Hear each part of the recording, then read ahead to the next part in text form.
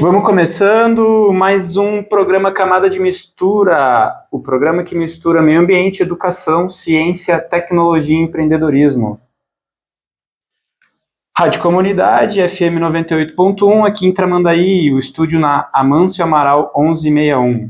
Hoje a gente está recebendo o Cássio Ferreira, co-founder, essa foi chique, né, professor? Pô, tem que valorizar, né? Co-founder da Ferreira Bering Jiu-Jitsu, né? Professor está aqui hoje para esclarecer algumas coisas para a gente, né? Falar um pouco da trajetória dele, falar aí da firma, que a firma é forte e respeitada. E é isso aí. Então, professor Cássio, se apresenta aí para a nossa audiência. Primeiro, obrigado pelo convite. Uma boa noite aí aos ouvintes da comunidade. Depois, quem vai estar assistindo aí no YouTube. Sou Cássio Ferreira, tenho 40 anos, já 25 dedicados ao jiu-jitsu. Mais da metade da minha vida envolvido em meio ao tatame. Sou faixa preta 4º grau, jiu-jitsu do mestre Silvio Bering. Sou formado em educação física também na Facos de Osório, desde 2016. Pós-graduado em jiu-jitsu e também especialista em GPCI. Depois eu vou falar um pouquinho sobre isso também, o que é GPCI. Também, né, casado com a Nanda, esse ano completando 20 anos, isso é uma informação importante, não pode faltar. E pai do Rickson, de 2 anos. Então, bastante coisa aí. Então, professor, prazer te receber aqui hoje, né? O nosso programa vai para Ponto Íntimo, a beleza de ser você. Ponto Íntimo é na Avenida Emancipação, número 500. E para o Centro das Fábricas, o melhor shopping de Tramandaí, no coração de Tramanda Beach. Então, lá no Centro das Fábricas, agora esse mês tem o Halloween. Então, até o dia 31 de outubro, a gente pode participar de sorteio e concorrer a prêmios assustadoramente incríveis, tá? Além disso, pessoal, agora até o final desse mês também, né, é o mês do Dia das Crianças, a Fabriqueta, que é lá no 2º andar do Centro das Fábricas, ela está fazendo uma ação, né, que a gente pode doar um brinquedo e largar a criançada lá a tarde inteira, gratuitamente, para brincar na Fabriqueta lá no 2º andar, e os brinquedos lá são incríveis. Eu, no auge dos meus 36 anos, queria dar uma brincadinha lá, voltar a ser criança, tá, pessoal? Então é só doar lá um brinquedo antigo, alguma coisa, por causa do Dia das Crianças, e aí tu pode largar o filhote lá tranquilamente, que tem os cuidadores, né, e tu pode fazer tuas compras à vontade. Então, lembrando, tem a Ponto Íntimo lá dentro do Centro das Fábricas, tem edredom, né, tem moda feminina, tem cosmético, tem material para tradição gaúcha, né, para fazer o teu chimarrão. E é isso aí. Então, seguindo aqui então, terça-feira, dia 14 de outubro de 2025. Professor, conta um pouco para nós como que... Tu é natural de Tramandaí mesmo, professor? Sou de Porto Alegre, mas vim pequeno para a praia, né? Minha família veio para cá, eu tinha 1 ano, né? Então posso dizer que eu sou do litoral. Morei a maior parte da minha vida no Imbé, na verdade, né? E aí, por conta da academia, dos negócios, a gente veio morar em Tramandaí. Como eu estava comentando, morei também 2 anos em Osório, quando a gente implementou a nossa academia lá, para viver um pouco mais do clima da cidade, que inclusive é uma cidade excelente, né? Mas voltei para Tramandaí agora pela necessidade mesmo de dar mais atenção aqui, até por a gente ter expandido, né, no ano passado, ali a Academia de Tramandaí, então exigiu de mim estar mais próximo, né. Então voltei para cá e adoro morar em Tramandaí, excelente. Eu falo sempre meus alunos, né, a gente tem que agradecer aí pela essa bênção de morar num lugar tão bom que é o litorâneo, né. Tu sabe bem, né, vive o mar, vive a beira-mar e o quão bom é pra gente, né. Volta e eu já morei em vários lugares, mas sempre querendo voltar para Tramanda. O ar é diferente, tudo é diferente, né, aqui, né? Professor, conta um pouco para nós como é que surgiu a Ferreira. Começou, né, em 98, o Douglas, meu irmão mais velho, né, somos 3 irmãos ali em casa, 3 guris, sabe como é que é, né, irmãos em casa, né, aquela tensão sempre ali, né, aquele amor e ódio, no dia a dia. E o Douglas, ali já no final da adolescência, começou a treinar jiu-jitsu. Aqui em Tramandaí surgiu uma pessoa em 98 na SAT, que começou a ministrar os jiu-jitsu. Era um instrutor, a princípio era faixa roxa, mas ficou poucos meses aqui, nem 6 meses aqui, e teve esse primeiro contato. Depois ele foi buscando, né, outros lugares para poder treinar, mas era muito difícil de achar, que no litoral não tinha nenhum lugar. Em Osório, às vezes, vinha um professor da aula ali por 99, mas ele ficou caçando gente para treinar. Enquanto isso, eu era cobaia em casa, assim, né? Como eu era o irmão mais novo, eu era cobaia, a gente começou, né, no tapete de casa, arrastava o sofá para o lado e fazia aquele treininho. E a gente começou a buscar formas ali, então em 99 foi lançada uma revista, né? Era a Grace Magazine, por causa da família Grace, e aqui em Tramandaí tinha aqui a tabacaria Globo, e eles, por conta da gente, né, eles compravam uma revista, a gente pediu para eles, e eles compravam um exemplar, isso por mês, a gente ali buscava todo mês, e ali era a nossa fonte ali de buscar conhecimento, né, nesse limbo onde a gente ainda não tinha professor, assim, né, então a gente olhava as figuras, olhava ali as técnicas e tentava treinar sozinho em casa, mas era pré-internet, né, galera, então não tinha essa facilidade. E no ano de 2000, a gente teve a sorte de conhecer aqui na Beira-Mar de Tramandaí até o Fabiano Porto, que era um faixa roxa de jiu-jitsu, uma escola tradicional, que era o Wiener Bering, de Porto Alegre. A gente foi ali, conheceu ele tinha uma academia na Beira-Mar ali, montava no verão, né, e dava umas aulinhas também. E ao conhecer ele, a gente trocou uma ideia e logo convidou ele para vir dar aula pra gente durante o ano aqui, né. E ele topou na hora, tinha uns tatames de palha, aqueles tatames antigos militares, né, já disponibilizou pra gente. No outro dia a gente já foi lá com uma caminhonete, buscou os tatames, instalou, um amigo nosso disponibilizou também um espaço, né, que a gente não tinha em casa até então, assim. E ali começou, né, e combinado era isso, o Fabiano vinha uma vez por mês de Porto Alegre aqui dar aulas pra gente, o resto do tempo a gente ficava praticando por conta, né. E assim começou, na verdade, né, no ano 2000 ali, a gente sem experiência nenhuma, o Douglas um pouquinho mais velho, a dar aula, né, por necessidade, e replicar, na verdade, o que o Fabiano trazia pra gente, né. E assim foi, né. Depois a gente, naquele momento ali, acabou conhecendo outras pessoas, depois que o professor Alexandre Fortes, que veio a ser nosso professor, veio aqui nos visitar junto com o Fabiano. Hoje, ex-campeão do UFC, campeão mundial de jiu-jitsu, Fabrício Verdun, conhecemos lá nesse tatame de palha, lá na Mariluz, né, e nesse ano aí de 2001, ele morava na Espanha na época, já era um bicampeão mundial de jiu-jitsu, e a convite também do Fabiano, que era colega de treino do Fortinho, veio, nós conhecemos ele nessa época, por isso a gente consegue manter laços, né, de amizade até hoje com ele, é um cara que é muito gente boa, sempre incentiva o nosso trabalho, a gente torce muito por ele. Então uma história aí longa, aí, mas que começou de uma forma bem diferente, bem inusitada. E engraçado que antes, né, de tudo isso, eu brinco às vezes com os meus alunos, assim, que parece a história dos três porquinhos, assim, né, porque a gente foi crescendo, né. Então a gente tinha em casa, eu e o Douglas, um tatame que a gente fez de isopor com papelão, que era esse tatame que a gente começou a brincar só nós dois em casa mesmo. Aí a gente foi para esse tatame de palha aí que a gente, né, ganhou do Fabiano, e depois a gente foi para um tatame de EVA, e aí foi crescendo, e hoje, graças a Deus, a gente tem uma escola aí com um espaço de sobra, com tatames excelentes, né, toda uma estrutura aí para disponibilizar para os alunos, né. Eu já acompanhei um pouco a história de vocês, professor, e vocês começam também ali na oficina do pai, tem alguma coisa assim, o pai de vocês trabalhava com... Isso. Então, essa época, né, que a gente começou ali, que a gente conseguiu esse tatame, né, antes a gente tinha esse nosso, né, a gente mesmo fez, então a gente trabalhava com o nosso pai na funilaria e obra, né, então vivemos aí né, vários trabalhos aí antes, né, de viver do jiu-jitsu. E o meu pai tinha essa firma, né, e aí um dia numa obra a gente viu, né, as pessoas descendo do caminhão ali com umas esquadrias e tal, né, e aí era um isopor grosso, assim, a gente olhou, isso aqui, né, a gente estava acostumado a treinar no carpete, né, isso aqui eu acho que ia fazer um tatame, né, lembrando sempre, não tinha tatame para vender, não, era uma dificuldade de comprar kimono, né, isso antes era muito difícil. E aí a gente pensou nisso, né, a gente levou para casa tudo, catamos tudo aquele isopor, a gente levou para casa e foi montando placas de tatame, colando, né, com um papelão em cima, então a gente foi fazendo as nossas placas de tatame e montava na oficina lá do pai, né. Depois, com o tatame de palha, mesma coisa, aí tinha que tirar tudo da oficina, né, toda noite era aquele trabalho, né, tira tudo, as bancas, as máquinas, tudo afasta, imagina uma serralheria, né, mais ou menos. Eu já vi essas fotinhas, né? Aí. Isso, tem as fotos antigas, né, aí limpava tudo, né, colocava o tatame, fazia o treino, depois recolhia o tatame, colocava tudo no lugar. Eu brinco que a primeira estratégia para buscar aluno que a gente teve era essa, era os dois últimos, né, os dois menos graduados no caso, né, os últimos a chegar, tinham que fazer esse papel de montar e desmontar o tatame, né.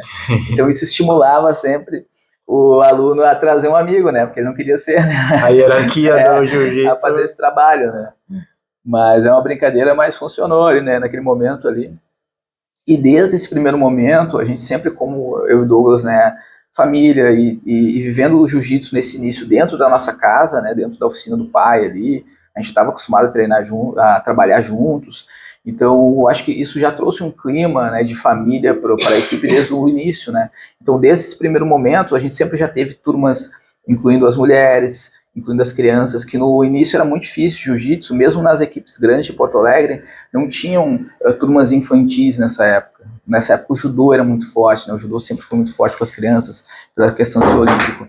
E o jiu-jitsu ainda era meio marginalizado. A gente pensa num recorte histórico, que a gente está saindo dos anos 90 ali, ainda muito forte com aquela coisa dos pit boys, das brigas de rua, das brigas em festa, que vinha lá do Rio de Janeiro, tinha um estereótipo de... Exato. Então a gente mesmo sofria assim, dizia, faz jiu-jitsu, sabe? O pessoal olhava meio atravessado, assim, que parecia, não era uma coisa legal, né? E a gente pode dizer que ajudou, né, a mudar um pouco, né, esse estereótipo aí, essa imagem, através de muito trabalho, também de muito estudo, né, de buscar o conhecimento, de buscar depois a vida acadêmica, né, para dar mais embasamento ao nosso trabalho.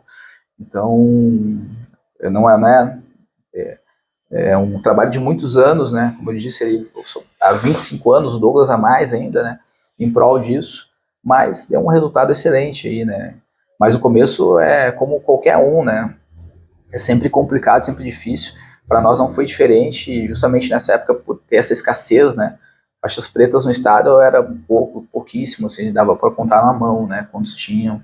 Nessa época a gente começou a treinar até grandes campeões, hoje formadores de equipe, como eu falei, né, nosso professor Alexandre, o Fabrício Verdun, o Mário Reis, todos a gente conheceu ali antes da faixa preta, né, a gente treinou com eles lá na Willer, na época o Guto Campos, na época ainda de faixa marrom deles, então a gente viu desde o início essa ascensão deles e a ascensão do jiu-jitsu gaúcho e do jiu-jitsu pro mundo mesmo, né, porque o grande boom, assim, veio, apesar de em 93 o Royce Gracie lá ter feito um grande papel no UFC, né, de divulgar o jiu-jitsu para o mundo, mas aqui mesmo, assim, a gente começou a ver um crescimento agora, nos últimos, realmente 10, 15 anos, assim, uma coisa de essa multiplicação de escolas, né, um jiu-jitsu muito mais acessível, né, então, a gente participou de tudo isso aí e fica feliz, né, por isso.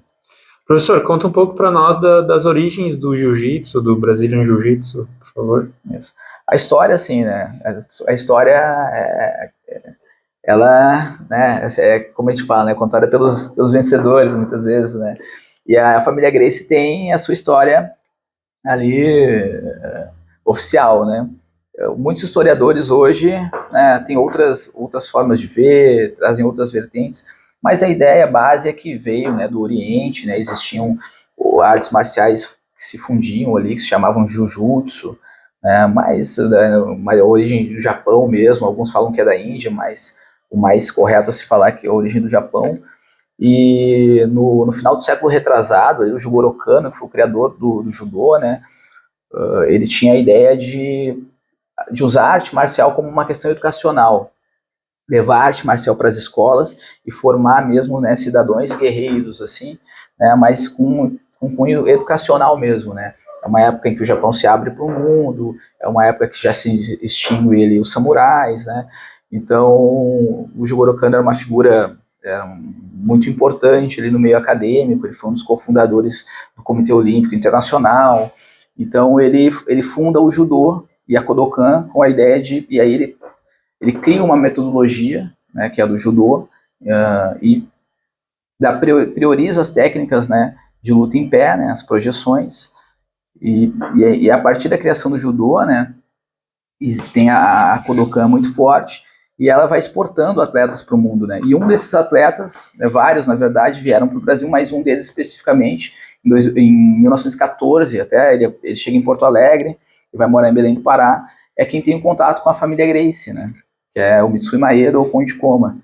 E o Carlos Gracie, que é um dos Gracies ali, que é filho do Gastão, né? Então o japonês chega no Brasil, ele tem um contato com o Gastão Gracie, que é o pai da família ali, né? O patriarca da família. E ele, em troca de alguns favores pessoais, assim, ele se oferece para dar aula, né, para os filhos ali, junto com, ele dava aula para algumas pessoas da comunidade. E o Carlos Gracie é um desses alunos.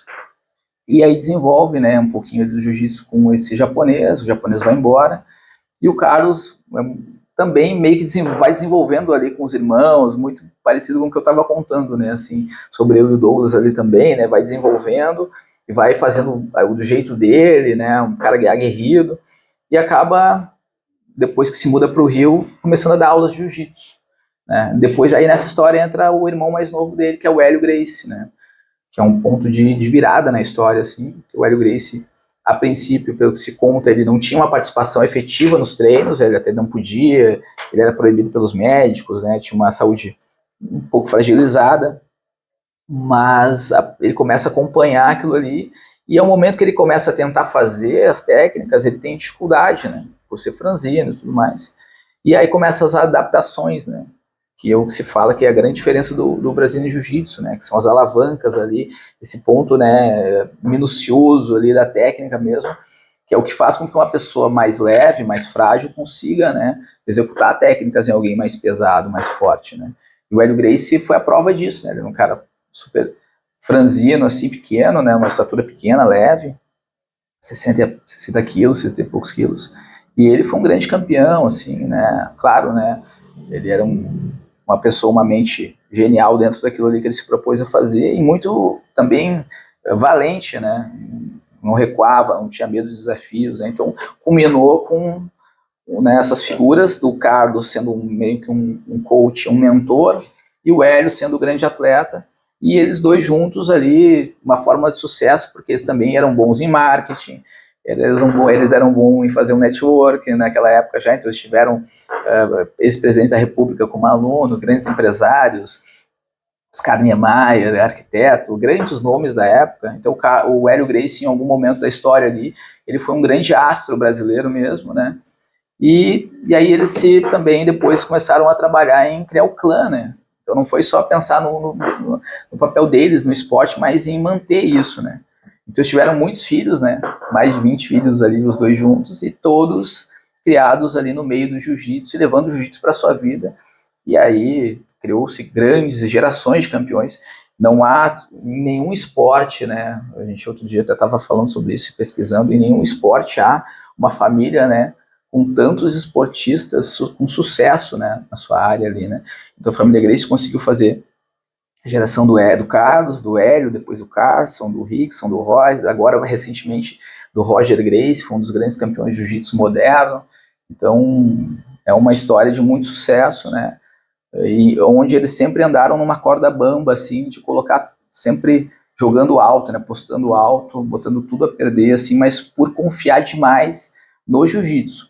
Então uma coisa que eu mesmo falo sempre para os meus alunos, assim, que eu parafraseando, né, o Hélio Gracie, não sou eu que sou bom, né, o jiu-jitsu é bom, né, quando a pessoa vê assim, olha o que o professor consegue fazer, tu é muito bom, né, não é eu que sou bom, eu detenho a técnica, né, a técnica é muito boa.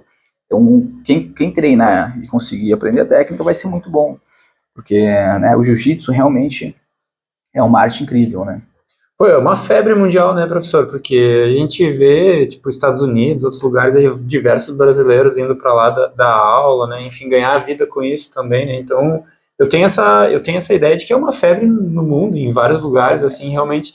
Daí eu te pergunto o que, de fato, né, diferencia o jiu-jitsu, né, porque ele ganha essa proporção aí, de fato, e o que diferencia ele das outras artes marciais, na tua visão, que de fato coloca ela em destaque, né? Apesar de surgir um pouco depois, talvez, mas coloca ela em... Quem viveu ali os anos 80, 90, né, tá acostumado com aqueles filmes, né, estilo Van Damme, o Grande Dragão Branco, que as artes marciais se enfrentavam, Sim. Né, para ver quem vencia, qual era melhor, né. Em Hollywood sempre era aquela coisa do karatê, do kung fu, né, a gente viveu isso aí com Bruce Lee e tudo mais. A família Gracie, nos final dos anos 80, foi para os Estados Unidos, e o Rorion Gracie começou a dar aula de jiu-jitsu na sua garagem, né? E a partir dali, e aí o que acontecia? Ele dava aula, e aí chegava um aluno e dizia, olha, eu tenho um professor de karatê que diz que esse negócio de jiu-jitsu do Brasil não tem nada a ver. Aí ele falava assim, não, traz o seu professor aqui, a gente faz um desafio, e a gente vê, né, o que vai dar. E isso foi acontecendo, né, reiteradamente. As pessoas de outras artes marciais iam lá, faziam um desafio com ele, só que ele, já com uma visão de negócio também, como eu estava dizendo, né, ele combinava o seguinte, ele gravava o desafio, e quem ganhasse a luta, no caso, ficava com a gravação, esse era o combinado.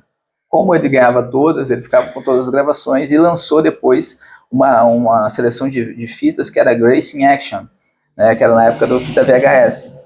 Fez um grande sucesso, né, porque as pessoas vendo desafios reais ali, né, de briga dentro de uma academia, né, nem era para dizer que é luta, né, porque não tinha regra nenhuma.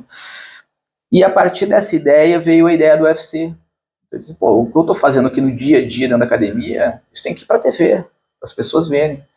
E ele tinha um grupo de alunos ali que já trabalhava em Hollywood e tal, e conseguiu investidores, né, para fazer o UFC, e aí tem toda uma história legal para ver, até como fazer o formato, né, do UFC, que hoje é aquele octógono, né, que é uma coisa totalmente diferente, porque eles faziam muitas vezes desafios em rings, e os lutadores saíam pelas cordas, né, porque o jiu-jitsu é uma luta agarrada, né, e as pessoas para tentar escapar da luta agarrada fugiam, então eles estavam pensando numa forma de fazer com que o adversário não pudesse fugir. Então pensaram em várias coisas, até fazer um fosso com água, com um crocodilo, ideias absurdas assim, até chegar no formato do cage, né? E o UFC, então eram vários lutadores de artes marciais diferentes, né, distintas ali.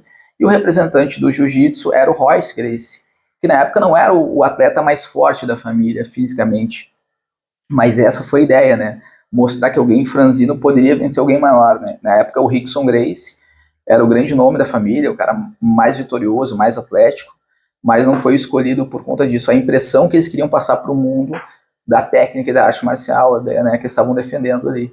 E o Royce foi vencedor, né, todas as vezes que participou ali, foram 4, ele venceu 3, uma ele teve que sair por se machucar numa das lutas, mas não perdeu nenhuma das lutas. E foi um divisor de águas, porque as pessoas não tinham essa noção de que se podia vencer uma luta dessa forma, né? Forma agarrada, levando para o chão, às vezes até por baixo no chão. Então isso abriu os olhos do mundo para o jiu-jitsu. E ali começou a difundir para o mundo todo e crescer. E aí o UFC depois virou uma febre, né? O Rorion depois vendeu o UFC, né? Para os irmãos Fertitta ali, para o Dana White. Mas isso foi o grande start para o mundo, né? Hoje em dia eu vejo que o jiu-jitsu ele tem essa abrangência justamente ainda por ter essa imagem, né, de ser uma arte marcial altamente eficaz, né, para a defesa pessoal, mas a forma de se praticar também ele é muito acessível, né? O jiu-jitsu se adapta muito a todos os biotipos, assim, tu não precisa ser uma pessoa extremamente atlética para fazer. Pode ser franzino, tu pode ser mais pesado, tu pode ser baixo, pode ser alto. É tão ampla a gama de técnicas que qualquer um pode praticar, né? E também não é uma arte marcial de grande impacto, porque não tem golpes traumáticos, né, na parte esportiva, então não tem soco, chute, cotovelada, sai tudo isso, e tu pode também, né, escapar um pouquinho ali, né, das partes de projeções, né, no dia a dia do treino, né, que o judô, por exemplo, né, para quem vai ficando um pouco mais velho, quer começando uma arte marcial, é mais complicado ficar, né, sendo projetado. Quedando ali, queda. É difícil. O jiu-jitsu, né, tu pode optar de sair de joelho, né, um jogo de chão, é muito mais acessível, né, então eu vejo isso como um dos pontos, assim, pelo crescimento. E também, só para fechar, assim, a própria cultura do brasileiro, né, da conversa, do calor humano, que a gente fala muito, o jiu-jitsu traz consigo ali o treino tem o aquecimento, tem a técnica, tem o rola e tem que ter a resenha, que a gente fala, né? Que é a conversa, o pós-treino, aquilo ali que é muito nosso, né? Que a gente está exportando para o mundo aí, né?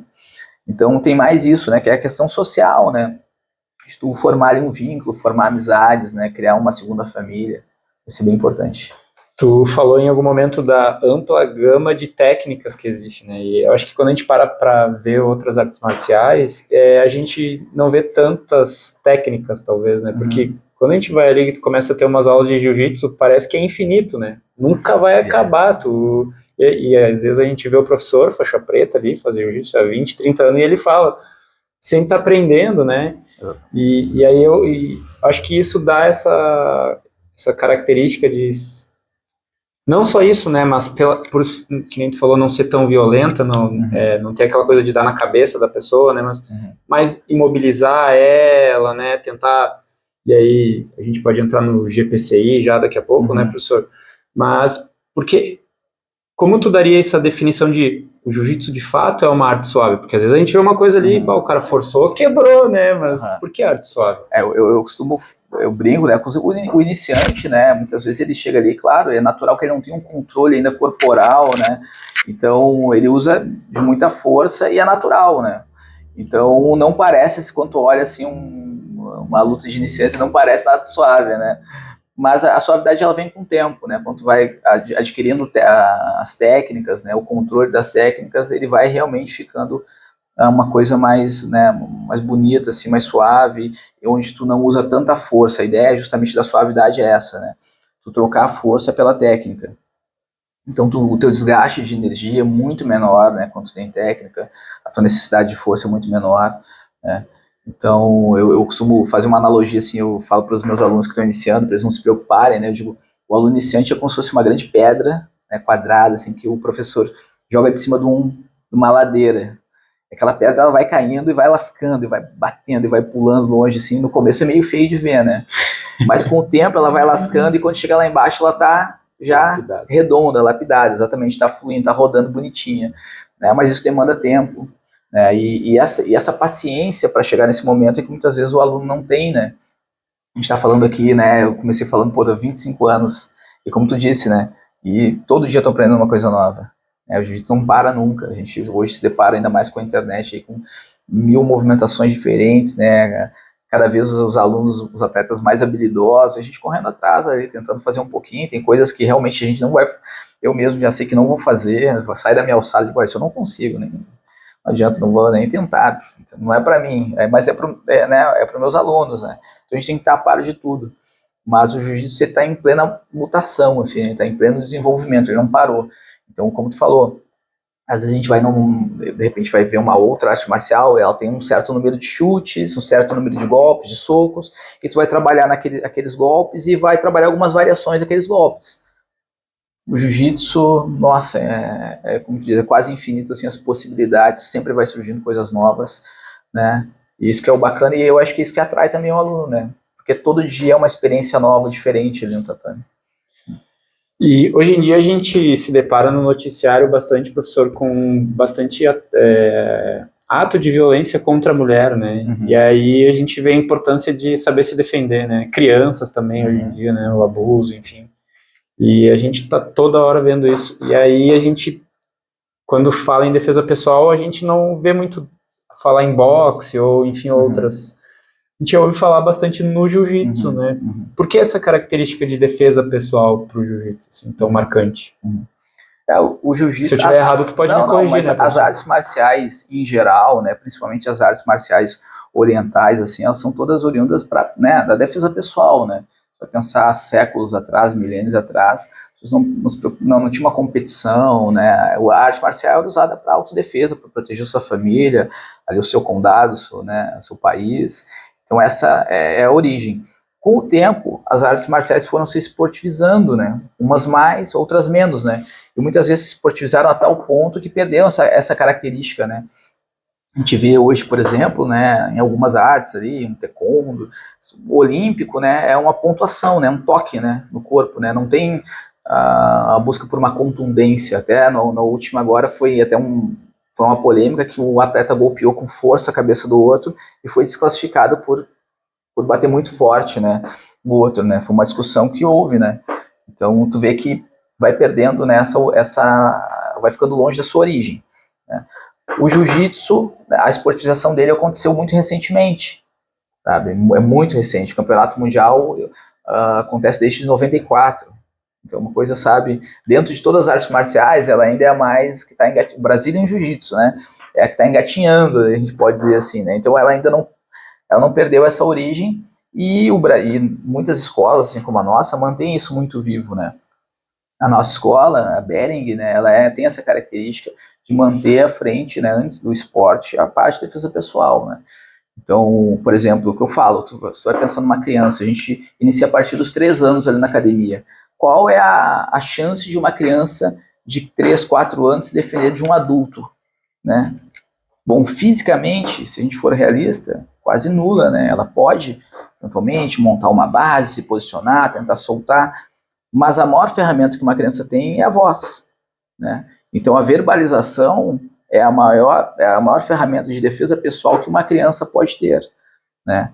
E assim como uma mulher, em alguns momentos. E aí, claro, a gente vai escalando. Uma criança um pouco maior, ela já vai ter uma disposição física melhor.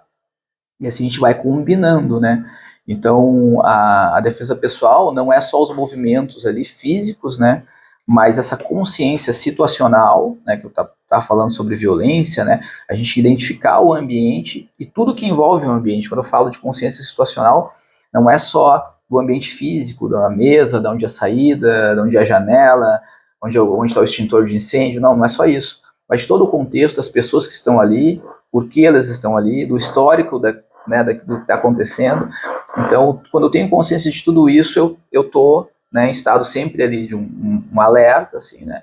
Porque a defesa pessoal, né, acima de tudo, é segurança, né? E segurança é prevenção. Eu estar prevenido, estar com o olhar atento é o mais importante. Então, o jiu-jitsu traz ainda muito isso, né, no seu DNA e mantém muito isso ainda.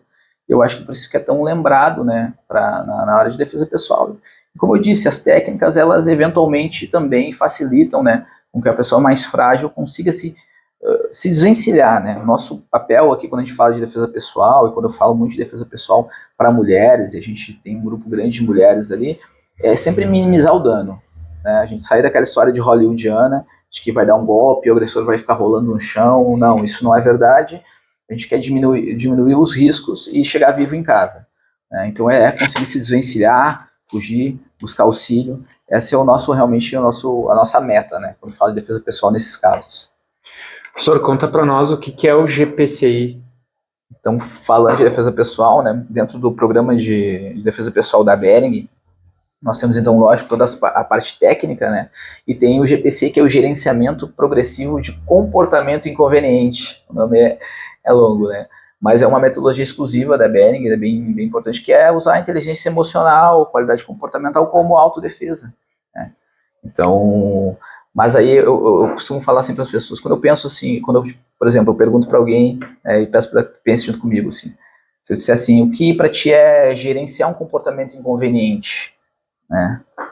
Eu vou me apropriar do que tu falou, né? Usar a verbalização, né?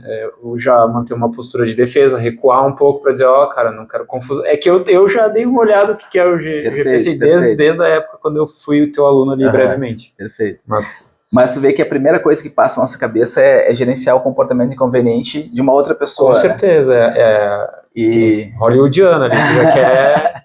Mas, e não deixa de ser, a gente treina para isso, para gerenciar mas o mais importante sempre, né, o que eu falo assim, para o aluno e para todo mundo entender, é gerenciar o nosso próprio comportamento inconveniente. Né? Então, muitas vezes nós estamos sendo inconvenientes sem perceber, né? Então, é olhar para dentro, é primeiro ter esse autoconhecimento, e aí eu vou estar apto a gerenciar um comportamento inconveniente e outros, né? Mas lógico, né? A gente trabalha, e aí a partir desse pensamento, né, que é de ter a gente fala, inteligência emocional, então se conhecer bem, vai melhorar a minha qualidade comportamental, vou me comportar melhor. E aí, quando eu falo em me comportar melhor, não é só uma situação de briga no trânsito, de problema no ambiente de trabalho, alguma discussão, uma festa. Não, é em casa, né, com a minha família, é no ambiente de trabalho, né, então é na turma da faculdade, sabe? Então, a partir do momento que eu me comporto melhor, eu também consigo ter um olhar, né, mais atento e como gerenciar melhor essa convivência com as pessoas. Mas o GPC, lógico, né, ele foi pensado, claro, que para também a segurança pública, privada e para gerenciar situações mesmo de conflito, como tu falou, né, uma briga no trânsito, um problema em qualquer, alguém que tenta furar uma fila lá e se cria uma discussão e como tu poder intervir, né, uma forma a fazer com que aquilo não escale, né? Aquela discussão ele não vira um problema, aquele problema não vira uma crise, certo? Então, porque muitas vezes a gente se deixa levar pela emoção, né? Então a gente vive nessa balança, né? Razão, emoção, comportamento, sentimento. O sentimento a gente não tem controle nenhum. Então se eu tô vindo aqui numa boa, alguém me dá uma fechada no trânsito, me xinga, baixa o vidro, bota o dedo pra... Pô, eu vou ficar com raiva. Isso não tem como negar, todos vão. Toda pessoa vai ficar com raiva e a gente não tem como escapar disso. Agora, o que eu vou fazer com esse sentimento, aí depende de mim. Então, o comportamento eu consigo controlar, o sentimento não. E a partir do momento que eu entendo isso, não, meu sentimento está aqui, não tem como eu controlar isso, né? É igual se apaixonar, qualquer sentimento é assim. Mas o que eu vou fazer com isso? Então, como eu digo, o sentimento de raiva, por exemplo, a princípio a gente pensa só como um sentimento destrutivo, né? Mas ele pode ser produtivo, eventualmente, né? Muitas vezes a pessoa com a raiva diz, não, agora eu vou provar que eu consigo fazer. Eu vou provar que eu vou vencer, eu vou provar que eu vou passar nessa prova, sei lá, né? Eu posso canalizar isso por uma forma que vai me levar a um bom resultado. Ou trabalhar isso dentro de mim, né? E não ser levado por isso, né? E não tomar uma atitude drástica ali naquele momento, né? Então o GPC tem vários passos, né, que vão nos levar à melhor escolha, vamos colocar assim, né? Ele tem um manual, professor? Tem algum manuscrito? Tem um livro, até hoje no fim, como eu vim direto para cá, não passei em casa, não deu tempo, mas tem um livro, está na Amazon para vender. São 118 capítulos, 500 e poucas páginas, é um livro bem denso. Tu participa no desenvolvimento dele? Não, os autores são o meu mestre Silvio Bering e o professor Helder Andrade. Né? Mas eu sou já especialista, fiz vários cursos e participo. A gente já está fazendo um curso de extensão agora já há mais de um ano e meio, fazendo toda a revisão do livro, um treinamento em cima disso. Né? Então a gente tem reuniões semanais, até inclusive hoje, depois que eu sair daqui, tem a reunião, certo? E a gente estuda muito, né? E aí traz casos, a gente participa, a gente está montando agora um curso, né? Um curso básico de GPC, de introdução ao GPC para as pessoas, e que aí eu vou ser um dos professores ali, mas é uma matéria extremamente importante, né? Para o dia a dia, na verdade, se a gente vai pensar para levar para a nossa vida, é a parte mais importante que tu vai aprender ali dentro, né, do tatame, porque é o que tu vai levar para o dia a dia mesmo, para o convívio com a tua família, com a tua esposa, com os teus filhos, né? Então, ali no GPCI, além de, lógico que é um material bem extenso, mas a gente segue 5 passos para a tomada de decisão, né? Então, a primeira é reconheça, né? Admitir de forma consciente e voluntária minha indignação, a minha raiva, né? Depois é não reagir por impulso. Então, eu reconheço que estou bravo, primeiro respira fundo, não reage por impulso, né? Depois é procurar entender, né? Buscar o foco dessa indignação.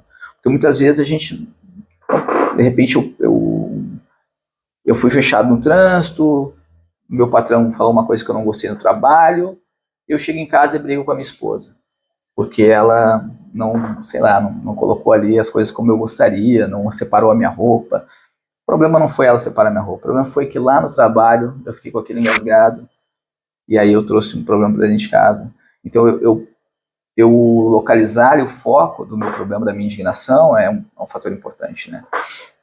Depois é projetar o resultado futuro das minhas possíveis escolhas, né, no caso, né? Então, quando eu vou ter uma ação qualquer, e essa, por exemplo, né, o que pode acontecer? Vou falar uma coisa, vou brigar com ela, a gente vai criar um clima ruim, meus filhos vão ouvir, e às vezes até no trânsito, daqui a pouco qualquer situação na rua, né? Se eu levar isso adiante, eu fui xingado, eu vou xingar de volta, a pessoa vai descer do carro, eu também vou querer descer, a gente vai brigar, delegacia, fórum, processo, problema, sabe? Começa a escalar. E isso, depois que tu treina, isso passa muito rápido na tua cabeça. E aí tu consegue tomar uma atitude que não, né, correta, né, melhor, que é que não é aquela levada pelo impulso do momento, né? Então, quando tu consegue dominar esses passos, assim, tu realmente consegue levar uma vida, né, mais tranquila, melhor, entendendo melhor as coisas, não somatizando também, trazendo para ti coisas que às vezes tu sabe que não, né, que não precisa, que nem são pessoais, às vezes a pessoa te xinga, ela nem te conhece, nem sabe quem tu é, nem te viu, tu tá com o vidro alto, e tu tá levando isso pro pessoal, assim, de repente a pessoa tá com um problemão, tá, e aí eu logo penso, ela deve estar com alguém no hospital, tá, e tá, sei lá, foi demitido, tá só jogando aqui, tá botando para fora para mim, mas podia ser para qualquer um, então eu não levo pro meu coração isso, né, e evita um problema. Mas isso é treino, né? Não é fácil, não. Eu achei interessante porque quando tu me indagou, né, do que é o GPCI, a gente já automaticamente já pensa que tem uma segunda pessoa envolvida, né? E tu traz que, tipo assim, ó, antes disso, te analisa. Antes disso, coloca a razão ali, né, reflete um pouco sobre o teu comportamento, sobre como tu tá agindo ali antes mesmo de pensar em abordar alguém em alguma situação, enfim. Hoje se fala muito, né, em alguns inteligência emocional, né? E aí é isso, né? Essa inteligência emocional, né? Tu, a princípio te conhecer, né? É o principal, né? E aí, a partir daí tu tá apto realmente a te comportar melhor, né? Em sociedade ali, em todos os ambientes que tu tá, né? Então, com certeza, eu mesmo, né? Porque eu falo assim, eu fui criado dentro de jiu-jitsu numa época um pouco mais, né, hard, assim, né? Raiz. Mais raiz, né? Hoje tem essa coisa do raiz no Nutella. A primeira graduação que a minha família pôde assistir foi da minha faixa preta. Em todas as outras, era porta fechada, pauleira, porque não deixava nem as pessoas entrar, porque não... Separava os meninos dos homens lá. Era balde na beira do tatame, caso passar mal, porque não ia dar tempo nem de chegar no banheiro. E era nesse estilo, né? E era assim, a gente foi criado assim. E aí, inevitavelmente, no início, a gente replicava o que a gente vivia, né? Então, era esse jeito.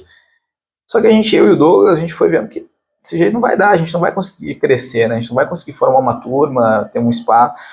E a gente foi mudando devagarinho, foi melhorando, não, claro que, né, não tirando o que é essencial da arte marcial, né, que é a retidão, a hierarquia, a disciplina, os valores, mas muita coisa ali que não precisava, né. E aí, claro, buscamos o Douglas foi primeiro, foi buscar a vida acadêmica, depois eu fui seguindo ele hoje também é mestre de educação, foi fazer mestrado, então tudo isso foi somando, né, na nossa vivência ali, e foi fazendo com que a gente realmente mudasse algumas coisas, né, mas é um trabalho isso aí, de educação, né, de ir mudando, de estudando, e se conhecendo, né, e se permitindo mudar devagarinho, mas não é um trabalho fácil, né, buscar, né, essa qualidade comportamental, essa inteligência emocional. Para mim mesmo, hoje em dia, viver esse mundo que está bem diferente agora, a convivência das pessoas, a cobrança, né, é muito difícil cobrar, né, as pessoas não estão mais... O limiar está baixo. Isso, né, estão muito sensíveis à cobrança, né, e a arte marcial, pô, né, exige isso, assim, da gente, né, então se adaptar e achar, né, um ponto de equilíbrio, né? Porque a gente entende a importância, né, disso tudo, né? Então a gente não pode desprezar isso, né? Mas tem que tentar achar, né, esse equilíbrio para que as coisas aconteçam bem. Né? E a gente, eu acho, consegue fazer isso, tanto que vem crescendo, né? Como eu disse, hoje a gente está num espaço aqui, a gente tem Tramandaí e Osório, como eu falei no início. E hoje em Tramandaí, graças a Deus, a gente tem uma equipe grande. Graduamos aí na última graduação mais de 450 pessoas. Temos um espaço hoje de 650 metros quadrados, com 2 tatames, toda uma estrutura, vestiários, cantina. Pais e filhos podem treinar lado a lado ali, tu falou, né? Porque temos tatames diferentes, mas muito próximos. Isso, temos 2 tatames, e aí no mesmo horário a gente tem ali na academia, né, horários em que os pais e os filhos podem treinar no mesmo horário, facilita muito a vida, né, das pessoas hoje, vida corrida. Então deixa o filho treinando no tatame, ao mesmo tempo também pode fazer o seu treino ali. Tem vestiário, tem banheiro com chuveiro, já toma uma ducha, vai pronto para o trabalho ou para casa. Então, é um local também de fácil estacionamento. Então, todo esse trabalho que a gente vem falando aí de anos, aí culminou, hoje a gente está muito bem aqui em Tramandaí. E sempre, lógico, né, pensando em melhorar mais, a cabeça não para, né. Eu também falo sobre empreendedorismo aí, né, e o empreendedor é aquele cara que nunca está satisfeito 100%, né, está sempre pensando no amanhã, né, em como melhorar, em como crescer. Quando a gente termina qualquer coisa, termina um dia de trabalho, está pensando no outro. Quando termina uma obrinha ou uma coisa dentro do espaço, já está pensando na próxima. E assim que funciona a cabeça de quem empreende, né? Professor, tu fez uma fala ali que acho que boa parte da sociedade ela tem essa visão, esse paradigma, né, de que o jiu-jitsu, por vezes, né, esse negócio da violência, que a gente falou que antigamente, pô, teus pais não foram na tua formatura e lá fechava-se as portas e o bicho pegava, né? A gente quebrar um pouco disso, né, porque tem-se ainda esse preconceito, né, algumas pessoas têm. Eu queria só repetir, né, que a gente só vai ao ar, né, professor, graças aos nossos apoiadores. Então, Ponto Íntimo, Avenida Emancipação, número 500.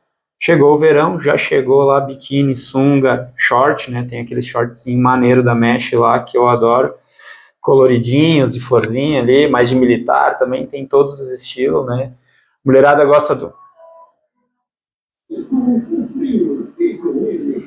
Entrou o comercial do Centro das Fábricas. Eu sabia que 9 horas ele entra, né? Então eu vou deixar ele, daí eu já... Aí eu falei, cara, eu vou dar 5 minutinhos e nós vamos finalizar. Não, tô por ti. Eu digo, eu vou falando. Deixar. Não, eu digo, eu vou deixar por ti. Eu disse, eu vou falando. Tá, entendi que tu queria ir. Não, eu tô tranquilo, tô liberado. Mas eu tô por ti. É tu que manda aí. Voltamos, né? Eu tava esperando 9 horas em ponta, entra o o merchan do Centro das Fábricas, né? Então lá na Ponto Íntimo, saída de praia, né? A mulherada adora uma saída de praia, né? Chegar chiquérrima lá na beira, né? Então é isso aí, pessoal. Avenida Emancipação, Ponto Íntimo, né? A beleza de ser você. E Centro das Fábricas, tá rolando lá no Centro das Fábricas o Halloween, né? Por causa do outubro. Então tu pode participar de sorteios e concorrer a vários prêmios lá no Centro das Fábricas. E também na Fabriqueta, que é o segundo andar lá do Centro das Fábricas, tu pode alugar aquele ambiente para fazer festas infantis, aniversário, né? Tem toda a estrutura lá, os brinquedos são bacana pra caramba, tá? E aí agora, domingo foi o Dia das Crianças, né?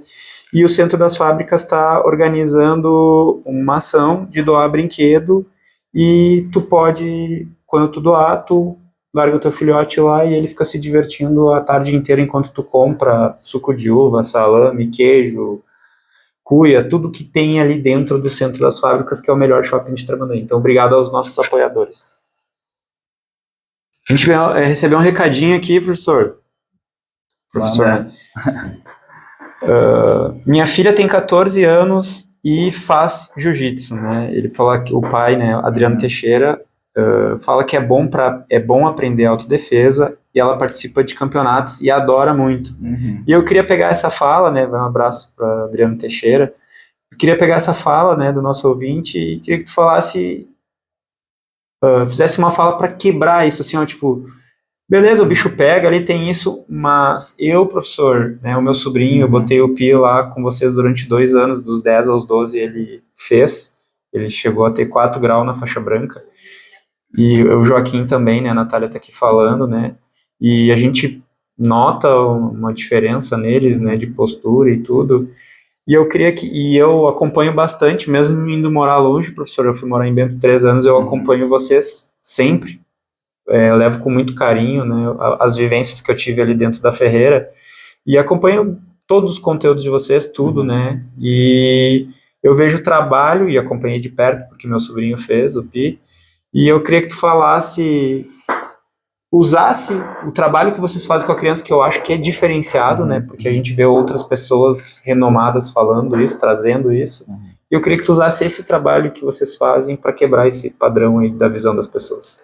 É que a violência, né, ela tá dentro das relações ali, né, humanas, ela é humana, né, então isso a gente não tem como negar isso, mas a gente tem que controlar isso, como eu estava falando, né, do sentimento, comportamento, a gente consegue, né, com treinamento e com uma boa educação, né, e aí a gente está falando de educação que vai vir de casa, que vai ter na escola, que vai ter num ambiente como uma academia, a gente consegue, dentro desse ambiente que é controlado, canalizar, né, isso tudo, né, para um ponto ali, né, que realmente é plausível, né, então a competição é um momento que tu vai extravasar, né, quando a gente fala, a luta, né, é um tipo de, pode olhar como uma coisa violenta, mas é dentro de regras, né, uma coisa controlada, com todo um respeito, né, com toda uma bagagem ali, né, como a gente fala, disciplinar, né, então... Tem muita brincadeira também que vocês desenvolvem para eles, né, professor? Sim, aí depende da faixa etária, né, depende da faixa etária, então lógico, uma criança pequena, né, ela precisa de um ambiente lúdico, né, então a gente ali, por exemplo, tem dividido as turmas em faixas etárias de 3 a 7 anos, de 7 a 12, de 12 a 16, né, os mini kids, os kids e a nova geração, a gente fala que são os adolescentes, né. Então cada um tem os seus objetivos. Então, como eu disse, né, ali os pequenos, nosso objetivo maior é fazer essa introdução ali, né, ao jiu-jitsu, trabalhar essa parte ali de socialização, porque são crianças pequenas que ainda estão entendendo como é viver sociedade, né? Então a criança, por exemplo, tem isso, né? Ela vai na escola, muitas vezes a criança mordeu a outra. Acho que ela não sabe falar ainda direito. A criança pega o brinquedo dela, ela não sabe verbalizar muito bem, ela vai lá e morde para que a outra solte, né? É a forma meio que primitiva dela de resolver aquele problema. Então, como é que a gente vai trabalhar isso? Fala, dizendo, não, você não pode pegar, protegendo o brinquedo com o bracinho, falando, conversando com o colega, não posso emprestar, eu te empresto depois. Isso é um trabalho que a gente faz da academia, né? Olha, minha mãe não deixou emprestar, né? E vai conversando. Então, a gente auxilia, né, o trabalho que os pais têm ali, que a escola faz, né, para ajudar essa criança a entender, né, como é viver em sociedade ali, como se portar dentro dessas situações. Para ela, essa é uma situação corriqueira, mas é de conflito, né, dentro de uma escolinha, por exemplo. A criança maior já vai ter todas as questões de bullying, né, numa convivência maior, ali, um grupo maior dentro de uma escola. Os adolescentes também têm, né, já têm uma preparação mais firme, né, para situações de rua, porque já estão começando a enfrentar a rua, a sair à noite. Então, cada grupo tem suas peculiaridades ali, a gente vai trabalhando em cima disso, mas sempre trazendo, né, os valores da arte marcial, né, esse respeito, essa hierarquia que é extremamente importante, que muitas vezes se perde em outros ambientes, né, de valorizar os mais velhos, de ter respeito com os mais velhos, ter o respeito que eles têm com o professor, né. Então, tudo isso vai fazendo com que sejam, né, o praticante de arte marcial, ao contrário do que se pensa, seja um ser mais consciente e pacífico, né, porque ele sabe conter esse sentimento dele, né, ele sabe lidar com isso, né, ele sabe o potencial que ele tem também, né, ele consegue controlar e usar isso da melhor forma, né. Então, ao contrário do que muitas vezes, eu acho que isso também muito já passou, né, mas do que se pensa, o praticante de arte marcial, em geral, dentro da comunidade, vai ser as pessoas mais tranquilas, mais pacíficas, que menos vai arrumar problema, né? Então, é o que a gente percebe também muito. É lógico que existem, né, pessoas que eventualmente vão sair da linha ali, vão cometer bobagens, assim como acontece em qualquer lugar, né? Mas tem que ser também diferenciado o profissional do praticante, eventualmente, eu sempre falo, né? Eu sou um profissional, né, da arte marcial há muitos anos, né?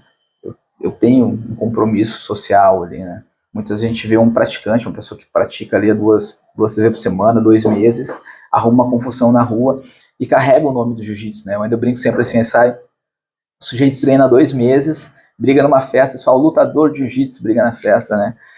Eu brinco, pô, se ele jogasse futebol 3 vezes por semana, eles não iam falar jogador de futebol briga na festa, né?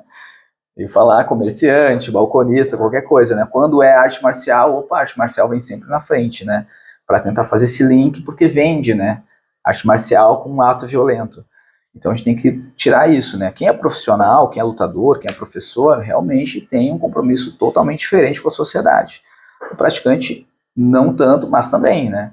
Mas tem que entender que o praticante ele ainda está num processo de aprendizado e está tentando evoluir ali dentro, né? Então, tem que se guardar essas proporções, assim. Bom, professor, eu acho que a gente vai finalizando por hoje, né? Tinha mais perguntas, tinham mais questões, né? Mas o tempo voa, né? Quando a conversa é boa, né? Passa rápido, já é 9 horas e 10 minutos quase, certo? Então, manda um recado para quem está te ouvindo aí, né, professor? Fico feliz de ter aceitado o convite para estar aqui conosco nessa noite, né, aqui na Rádio Comunidade, no programa Camada de Mistura, e espero que tenha outra oportunidade aí para estar aqui, a gente está falando mais vezes do jiu-jitsu. Com certeza, é só convidar que eu venho, porque para mim é sempre um prazer poder falar de jiu-jitsu, né? Como tu disse, eu e meu irmão, né, um abraço pro meu irmão Douglas, que é meu professor, a gente viveu, né, o jiu-jitsu há muitos anos e toda essa transformação, né? Então, sempre que a gente pode levar para as pessoas, né, o que realmente a gente pensa, o que a gente trabalha e o que é o jiu-jitsu de verdade, né, é importante que a gente faça, certo? Então, esse canal aqui é extremamente importante, né, um elo com a nossa comunidade, com a nossa terra, onde a gente realmente, né, constrói isso e está construindo a nossa vida, né? Então, fico feliz pelo convite, sempre que precisar, estou aqui, mandar um grande abraço para todos os alunos, né, lá da Ferreira Bering, que sempre prestigiam, sei que muitos estão ouvindo, os familiares aí também que estão ligados, né, e agradecer sempre mais uma vez, certo? Espero com certeza, tinha muito mais ainda para falar, eu gosto de falar bastante, e realmente a história do jiu-jitsu, da Ferreira Bering é rica, tem muita coisa aí para trazer, então que a gente possa se encontrar numa próxima, e também espero te encontrar em breve novamente no tatame. É isso aí, professor.